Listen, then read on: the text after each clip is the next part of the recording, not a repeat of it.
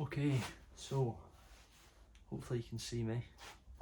This is a video I thought I would do, just showing you my setup for doing animation on a budget. In my case, I'm in the garage, which is not the warmest place.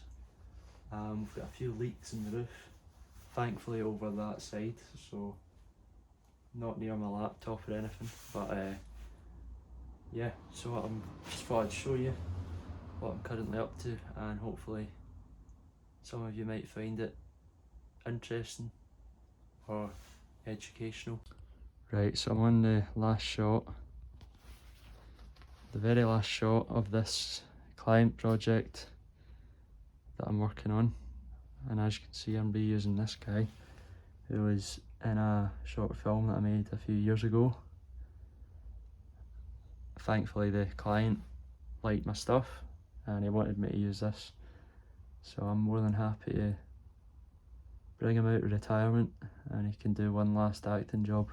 This is a ball and socket stop motion model, which is really what you want when you're animating. So ball and socket, for those that don't know, is it's like an engineered armature. If I can maybe show you, I don't know if any of it's visible. Well, there's the foot plate, you can see. The only bits that aren't ball and sockets are the fingers, which are wire. All of the fingers had snapped inside, so these fingers were just dangling. I thought, oh god, here we go. But thankfully I've managed to completely rebuild this hand, so, and it actually looks better than what it did. This hand's still alright, I think. Got it tied down, this foot's tied down, and you can see that, there's a little threaded rod in there. And if you look under the table, there's the rod that's holding it.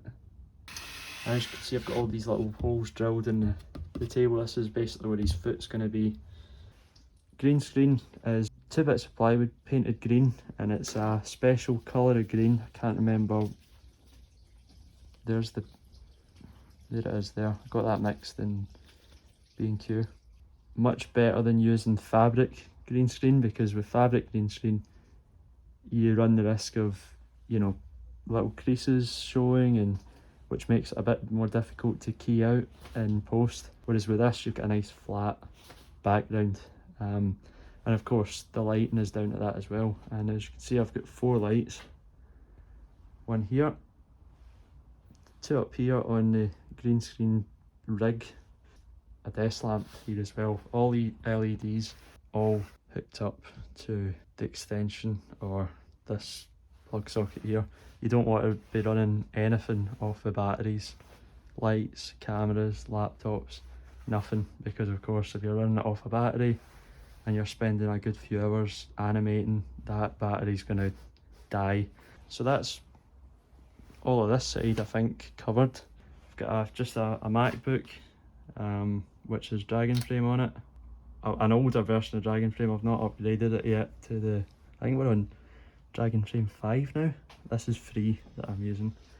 Camera, the camera is a 700D or a T3i if you live in America.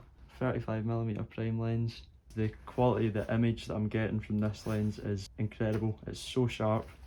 Compared to what I was using before, I was using these are my 3 Canon lenses, which, don't get me wrong, are great lenses. Prime lenses are pretty good for stop motion. The wiring that I've got here, I've got the laptop connected to the extension.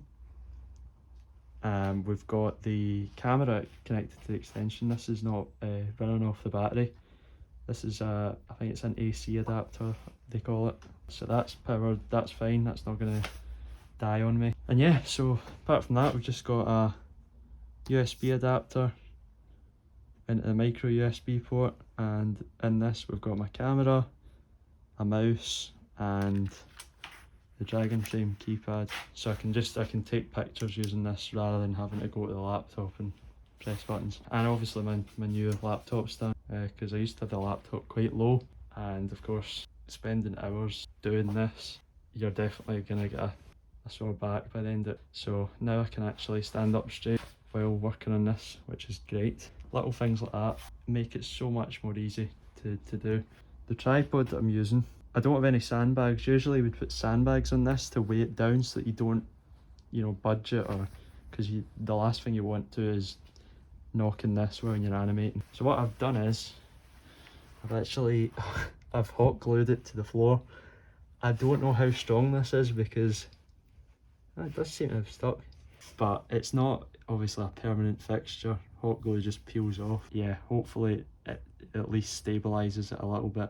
In terms of Dragon Frame itself, which is the go-to stop motion software, I think everyone's using it now. Leica, Aardman, definitely would recommend Dragon Frame for anyone that's serious about doing stop motion. So this, right now I'm on the cinematography window. So right now you can see I've got my live view, you can see my hand waving.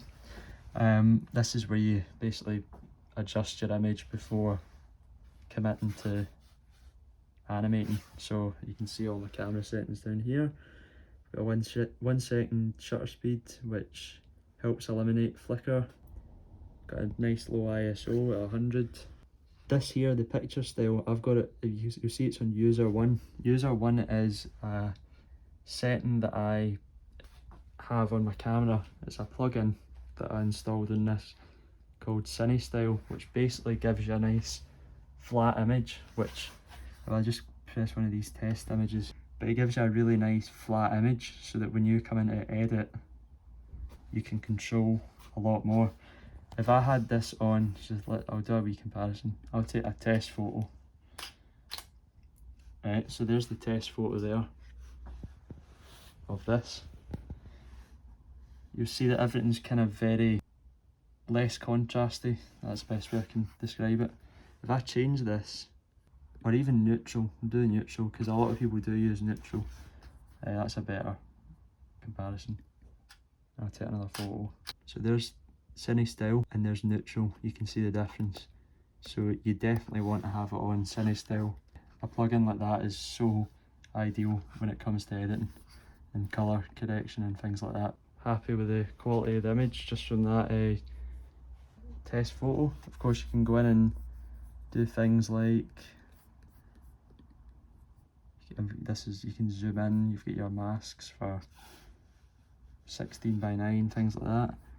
And you can also adjust the focus and things like that as well. If I go into it as focus check, so I'll drag where I want to focus. It's really difficult to tell just now. Oh, take that off neutral. That would have been a disaster. And you can adjust your focus there. Because I'm using a prime lens as well, you'll notice that the screen's a lot darker than the image you get. So that's the live view. But when I take the photo, obviously it's a lot brighter. The reasoning for that is because you have to control the aperture on the camera rather than here. You'll see the aperture is blanked out. So I think that's the reasoning why the live view isn't as accurate as to what you would. But again, the pro is you're getting a really good quality photo. So with that said, let's crack on.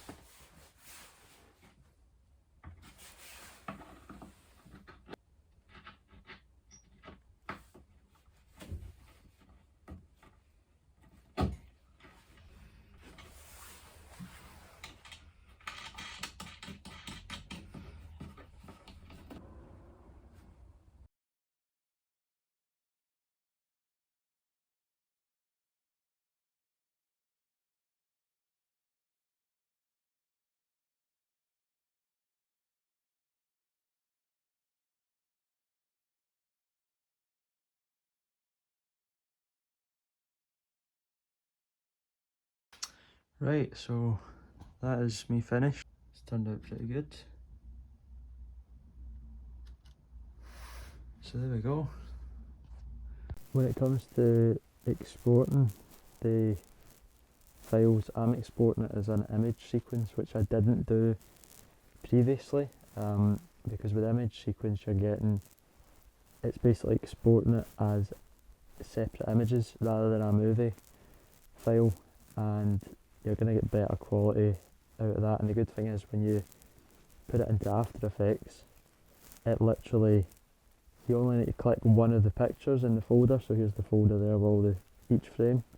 You just click and drag that in After Effects and it does all of them, and it puts them all together as a sequence. So it's pretty ideal, and as I said, you're getting a really good quality export from that setting. I always do a backup movie file as well, just for like previewing it and sending it to the client to see what they think. So hopefully he's found that quite informative. I've been meaning to do a video like that for a while, because I see a lot of people are interested, especially on Facebook and Instagram, at how I'm going about some of the technical stuff. So if you are interested, by all means give us a follow on those pages on here, like, share videos, and I'll see you next time. Cheerio.